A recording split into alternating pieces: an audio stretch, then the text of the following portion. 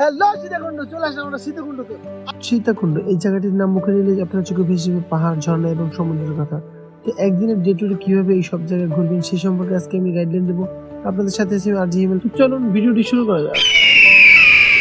বলে রাখা ভালো, সীতাকুণ্ডর যে বাসগুলো রয়েছে সেই সীতাকুণ্ডের বাসগুলো সায়দাবাদ থেকে সারি বা ঢাকার বিভিন্ন স্থান থেকে সারি বাসগুলো। তো আপনি যদি সরাসরি এখান থেকে টিকিট নিয়ে যান 350 টাকার মতো টিকিটের খরচ হবে। আর যদি আপনি আলাদাভাবে যান কোনো ট্রাভেলসের সাথে সেক্ষেত্রে আপনার হয়তো 950 টাকা থেকে 1000 টাকার মতো খরচ হতে পারে। তো এরপর আমাদের গাড়িটি ছেড়ে দিলে আমরা গাড়ির মধ্যে গান গাচ্ছিলাম, আনন্দ ফুর্তি করতেছিলাম। আমরা যতজন ছিলাম এখানে ট্রাভেল যাত্রী সীতাকুণ্ড উদ্দেশ্যে সবাই আমরা একসাথে মিলে গান করতেছিলাম, আমরা সবাই বিষয়টা উপভোগ করতেছিলাম। তো আমাদের গাড়িটাকে যাত্রা বিরতি দিয়ে দিল, আর যাত্রা বিরতি দিয়েছি খুলনা একটি পাম্প স্টেশনে। তো পাম্প স্টেশনে যাত্রা বিরতি দেওয়ার পর আমরা এখানে খাবার দাবার খেয়ে খাবার দাবার শেষ করে আমরা রওনা দিয়ে দিলাম আমাদের সেই কাঙ্ক্ষিত লক্ষ্যে।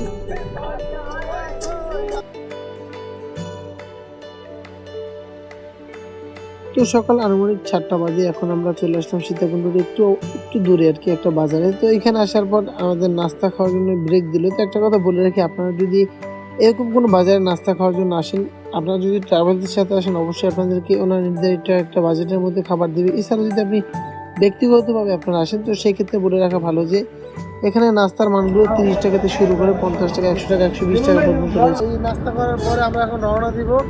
তো মোটামুটি আমরা এই যে লেগুনা, আমাদের লেগুনা এসে চলে আসছে। তো আমরা এখন লেগুনায় রওনা দেবো পাহাড়ের উদ্দেশ্যে। তো এখান থেকে আমরা লেগুনায় যাওয়ার পর ওইখান থেকে পাহাড় উঠবো। তো আমাদের যে গাইড করবে, আমাদের যে গাইড করবে উনি আসতেছে, ওনার জন্য আমরা অপেক্ষা করতেছি। তো আমাদের সকালের নাস্তা শেষে আমরা এখন রওনা দিয়ে দেবো, আমরা উঠে গেলাম লেগুনাতে। আর একটা জিনিস বলে রাখা ভালো, আমরা যেখানে আছি এখান থেকে আমরা যে সীতাকুণ্ড যাবো, সীতাকুণ্ড চন্দ্রনাথ পাহাড়, এখানে মোটামুটি 20 কিলোর মতো রাস্তা রয়েছে। তো এই রাস্তায় যাওয়ার জন্য আমাদের অনেক পথ অতিক্রম করতে হবে। তো আমরা চলে আসলাম সীতাকুণ্ড বাজার। এখানে একটা আসার পর একটা ব্যতিক্রমী ধর্মী জিনিস পেলাম। তো এখানে টোল প্লাজা রয়েছে যেটা, তো এই টোল প্লাজার টোল কেন দিচ্ছিল তারা ড্রাইভার যারা নিজেরাও জানে না। আমার সাথে এই বিষয়ে অনেক কথা হয়েছিল। তো একটা কথা বলে রাখি, এই যে দেখুন এখানে বাজার রয়েছে সীতাকুণ্ড বাজার। সীতাকুণ্ড একটা মেইন বাজার, এটা 0 পয়েন্টের যে বাজারটা সেই বাজারটা এখানে মূলত এখানে মানুষের তৈরি করা যে সবজি ফল টল যেগুলো রয়েছে সব এগুলো এখানে রয়েছে। তো এখান থেকে মানুষ সরবরাহ করে এবং বিক্রি করে। দেখুন এই যে গ্রামের যে মেঠো পথ দিয়ে আমরা যাচ্ছিলাম, তো এখানে যাওয়ার সময় আমরা বিভিন্ন ধরনের নিদর্শন দেখতে পাচ্ছিলাম। এই যে দেখুন এখানে একটা রাজার ভাস্কর্য রয়েছে এবং এই ভাস্কর্যের পিছনে রয়েছে অনেক বড় কাহিনী। তো এই ভাস্কর্যের পরে আমরা যদি একটু দেখি, এখানে রয়েছে একটা মন্দির। এই রাজার মন্দির তৈরি করা হয়েছিল, এই জন্য এই মন্দিরের ভাস্কর্য তৈরি করা হয়েছে পাশে। তো এরপর আমরা সামনে আসার পর আরো একটি মন্দির দেখতে পেলাম। এই মন্দিরটি দেখুন, এই মন্দিরটি তৈরি করা হয়েছে ইন্ডিয়ার যে কৃষ্টি কালচার সেই আদলে তৈরি করা হয়েছে। আর এখানে আপনি এটাকে বলা হয় মগেশ্বর মন্দির। তো এরকম শ্মশান দেখছিলাম, অনেক কিছু দেখতেছিলাম এখানে। এইখানে মূলত গাড়িগুলো এখানে পিক আপ করে, এখান থেকে পিক আপ করার পর এখান থেকে আমাদের উপরে যেতে হবে। তো এই যে দেখুন লাঠি আছে, এখান থেকে লাঠি সবাই সংগ্রহ করে। কত করে ভাই পিস? কত করে ভাই? লাঠি একটা 40 টাকা জমা দিবেন, লাঠি আবার ফেরত দিয়ে যেতে পারেন, তার দিলে 20 টাকা করে দিবেন। এখানে লেখা আছে, আপনারা দেখেন এখানে লেখা আছে, এখানে লেখা আছে ভাইয়া। এ ভাইয়া, তো সবার উদ্দেশ্যে একটা কথা বলে রাখি, যারা পাহাড়ে উঠবেন এই লং পাহাড় ওঠার জন্য আপনাদের অবশ্যই সেফটি ইকুইপমেন্ট দরকার আছে। আর সেই জন্য 40 টাকা বা 20 টাকা দিয়ে লাঠি নিয়ে যাবেন, কারণ এটি ফেরত দেওয়ার পর আপনি যে টাকা কিনেছিলেন তার অর্ধেক টাকা ফেরত পাবেন। তো আমরা লাঠি নেওয়ার পরে এখন রওনা দিয়ে দিলাম। আমাদের মতো অনেক এখানে পর্যটক আছে, যে অনেক পর্যটকই যাচ্ছে। তো আমরা এখন রওনা দিয়ে দিয়েছি সবাই লাঠি নিয়ে। এটা যে আপনার পুরো ম্যাপটা এখানে আপনার স্টেশন থেকে শুরু করে আপনার সীতাকুণ্ডে ঘোরার মতো যে জায়গাগুলো আছে সকল জায়গায় এখানে একটা ম্যাপ দেওয়া আছে। তো এখানে মোটামুটি 6টা স্পট আছে। তো আমরা দেখি ভিতরে যাই, আরো অনেক জায়গা আছে, তবে এই জায়গাগুলো মূলত আর কি একটু দর্শক প্রিয় আর কি। তো আমরা এখন মেইন গেটের কাছে চলে এসেছি, যে গেট থেকে আর কি প্রবেশ করে। এই যে মেইন গেটটা, এই যে এখান থেকে মূলত প্রবেশ করে আর কি। তো এই যে সিঁড়ি থেকে উঠছে, এই যে দেখুন আসলে এখানের পরিবেশটা আসলে অনেক অসাধারণ। কারণ আমরা আগে অনেক টুরিস্ট প্লেস আসি, এরকম পাইছি না। সত্যি কথা বলতে এখানে আসলেই অসাধারণ।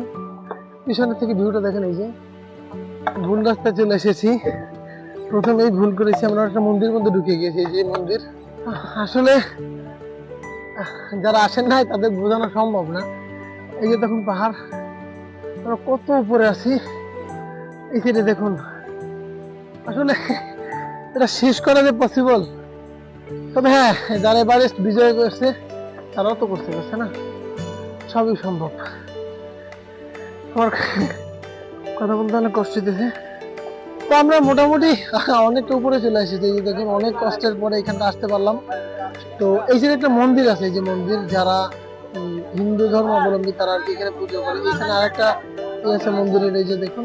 তো মোটামুটি এখানটা ওঠার পরে এখনো যে পথটা বাকি আছে, ওখানে ওটা এখনো আধা ঘন্টার মতো লাগবে। তো এই খাবারগুলোর মধ্যে এই যে খাবারগুলা, এই যে এই সকল খাবার এই যে পাবেন, এই যে এখানে আমাদের মতো টুরিস্ট অনেক ছিল, কিন্তু একটা জিনিস ডিফারেন্স ছিল যে এই যে মাসি উনি শুধুমাত্র পুজো করার জন্য এই মন্দিরে যাচ্ছেন, সেই 1200 ফুট নিচ থেকে 1200 ফুট উপরে। তো আমি জিজ্ঞেস করলাম আপনি এত উপরে কেন যাচ্ছেন? তিনি এটা আমাকে জানালো যে আমাদের সবারই একটা ইচ্ছে থাকে যেন আমরা মৃত্যুর আগে হলো এই মন্দিরে, চন্দ্রনাথ মন্দিরে একটা পুজো করতে পারি। তো সেই কষ্ট করে আর কি উনি এত উপরে উঠতেছেন। তো আমি একটা জিনিস ভাবতেছিলাম, আমাদের উঠতে এত কষ্ট হচ্ছিল, আসলে উনি এই বয়সে এত কষ্ট করে উপরে যাচ্ছে শুধুমাত্র ওনার ধর্মীয় রাজি খুশি করার জন্য। কাঙ্ক্ষিত লক্ষ্য আমাদের, সেই লক্ষ্যে চলে এসেছি আমরা। এই যে দেখুন এই সেই কাঙ্ক্ষিত মন্দির, যে মন্দিরে মানুষ মানুষের সাধনা করার জন্য আসে। যে দেখুন তপস্যা করতে, যে তপস্যা করছে। তো এই যে আমরা সর্বোচ্চ চূড়ায় চলে এসেছি এখন। প্রচুর বাতাস, মানুষ হয়তো ভাই বাতাসের জন্যই আসে, মানুষের ক্লান্তি দূর করার জন্য আসে। যদি একটু দেখাই, দেখে মনোরম পরিবেশ, মানে কিভাবে বলবো, এই পরিবেশ আসলে মানে কোনো টাকায় আসলে এই পরিবেশ সম্ভব না, আসলে এই অনুভূতি কোনো টাকায় সম্ভব না। এই যে দেখুন শান্তির একটা বড় জায়গা এই পাহাড়, বিশ্বস্ততা, ভালোবাসা সবকিছুর জায়গায় পাহাড়। এটাই হলো সেই চন্দ্রনাথ মন্দির। এখানে মানুষজন আসে বিশ্বের বিভিন্ন দেশ থেকে আসে শুধুমাত্র পুজো করার জন্য বা তাদের ধর্মীয় যে রিচুয়ালগুলো আছে সেগুলো পালন করার জন্য। এখানে মানুষ তপস্যা করে, ধ্যান করে, বিভিন্ন ধরনের কার্যক্রম এখানে সম্পন্ন হয়। আর এখান থেকে কোনো মানুষ এখান থেকে সুইং করে আর বাঁচার কোনো বাসে। তো আমরা যখন চলে যাচ্ছিলাম সেই চন্দ্রনাথ মন্দির থেকে এই পাহাড়ের সর্বোচ্চ উচ্চ থেকে আর কি, তখন যেতে মন চাইছিল না, তারপরেও কি করে যেতে তো হবেই। তো আমরা চলে আসলাম, চলে আসার পর নিচে নামলাম। নিচে আসার পর দেখলাম এখানে বিভিন্ন ধরনের খাবারের দোকান রয়েছে, পাহাড়ি যে খাবারগুলো। তো সেই মধ্যে আনারস ছিল, তারপর কলা ছিল, বিভিন্ন ধরনের খাবার ছিল এখানে। তো সেরকম আমরা খাবার খেয়ে নিলাম আমাদের পছন্দ মতো। তো এখান থেকে একটা জিনিস বলে রাখি, আমাদের টিম মেম্বার যারা ছিল সবাই তার আগে চলে এসেছিল, আমি একটু বা আমাদের যে একটু গ্রুপটা ছিল ওরা একটু পরে এসেছিলাম। তো আসার পর দেখলাম ওরা খাবার খাচ্ছি, তো আমরাও খাবার খেয়ে নিলাম।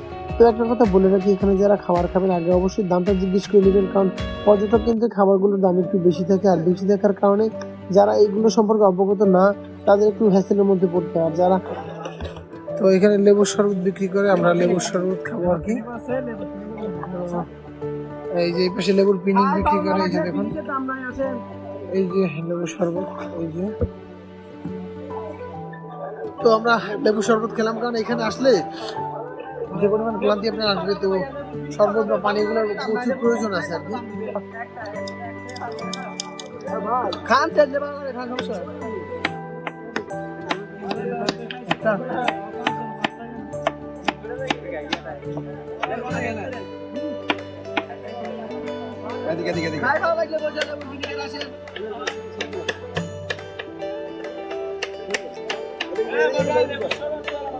এই যে পিছনে সিএনজি গুলো রয়েছে, এগুলো আপনাকে যদি আপনি অসুস্থ হয়ে যান বা কোনোভাবে শারীরিক অসুস্থতা বোধ করেন আপনি, তো এই যে পাহাড় থেকে আপনাকে নিচে নিচে যাওয়ার জন্য সাহায্য করবে।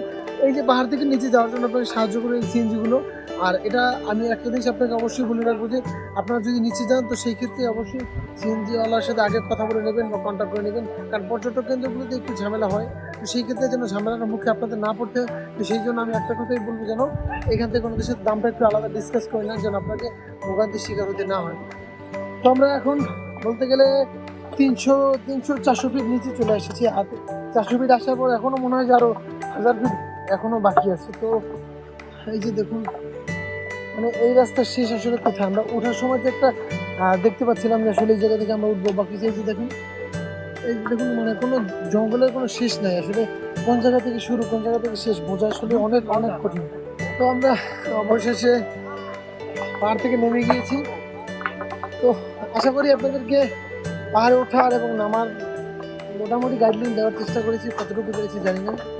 তো আমাদের চন্দ্রনাথ মন্দির ভিজিট করার শেষ, এখন আমরা রওনা দিয়ে দিচ্ছি গুলিয়াখালী বিচের উদ্দেশ্যে। যেহেতু আমরা ডে ট্যুর এসেছি, একদিনের মধ্যে আমাদের সব স্পটগুলো ঘুরতে হবে, তো সেই ক্ষেত্রে আমরা কাল বিলম্ব না করে দুপুরের খাবার না খেয়ে রওনা দিয়ে দিয়েছি। এখান থেকে আসার পরে আমরা দুপুরে খাবারটা খাবো, দুপুরে খাবার খাওয়ার পরে আমরা যাবো আবার সেই ঝর্ণা দেখতে। তো আমরা এখানে আসার পর থেকে একটা জিনিস লক্ষ্য করলাম, এখানে যে মানুষজন এবং মানুষজনের যে জীবন বৈচিত্র্য একটু আলাদা, কারণ পাহাড়ি অঞ্চলগুলোতে সাধারণ মানুষের জীবনযাত্রার মাধ্যমে একটু আলাদা থাকে। তো আমরা আজকে গুলিয়াখাল ব্রিজ আপনাদের যতটুকু পারি দেখানোর চেষ্টা করবো। আর সব থেকে মজার যে বিষয়টা হলো এখানে যে দেখুন, এখানে আসার পর থেকে আপনি নদীর যে গর্জনটা আছে, সমুদ্রের যে গর্জনটা আছে সেটা একবারে স্পষ্ট শুনতে পাবেন। আর সব থেকে মজার যে বিষয়টা, এখানে প্রচুর বাতাস, প্রচুর।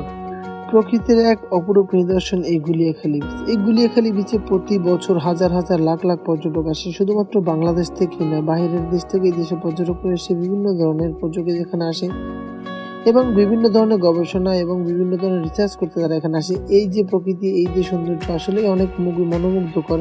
এই মনোমুগ্ধকর পরিবেশ দেখার জন্য বিশ্বের বিভিন্ন দেশ থেকে মানুষ আসে এই দেশে। এইখানে যে দোকানগুলো আছে, এখানে আপনার শামুকের তৈরি করা জিনিস বা বিভিন্ন ধরনের জিনিসগুলো এখানে পাওয়া যায়।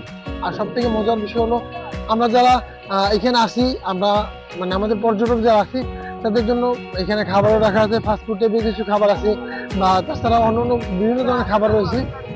এখানে কিছু কিছু শামুক আছে, শামুকের এই যে খোঁচা আপনাদের হাত পা না কাটে এইসব বিষয়ে একটু খেয়াল রাখবেন। এই যে দেখুন প্রচুর লাল কাঁকড়া আছে, এখানে প্রচুর লাল কাঁকড়া, দেখেন কি মনোরম ভিউ। আর এখান থেকে প্রচুর প্রচুর পরিমাণে বাতাস আছে, এই যে দেখুন কি সুন্দর ভিউ। প্রতিটা পর্যটক কেন্দ্রেরই একটা বিশেষত্ব রয়েছে, তেমন বিশেষত্ব রয়েছে এই গুলিয়াখালী ভিতরে। তো একটা জিনিস দেখুন, এই যে ঝিনুকের যে মালাগুলো রয়েছে, শামুকের মালাগুলো রয়েছে, হয়তো বা এটি আপনাদের কাছে অনেক পরিচিত, তবে এখানের যে বিশেষত্বগুলো আপনারা চিন্তা করলে দেখতে পাবেন যে আপনারা যখন বিভিন্ন পর্যটক কেন্দ্রে যান, এই মালাগুলো বা এই জিনিসগুলো কিন্তু আপনাদেরকে ভ্রমণ প্রিয় করে তোলে।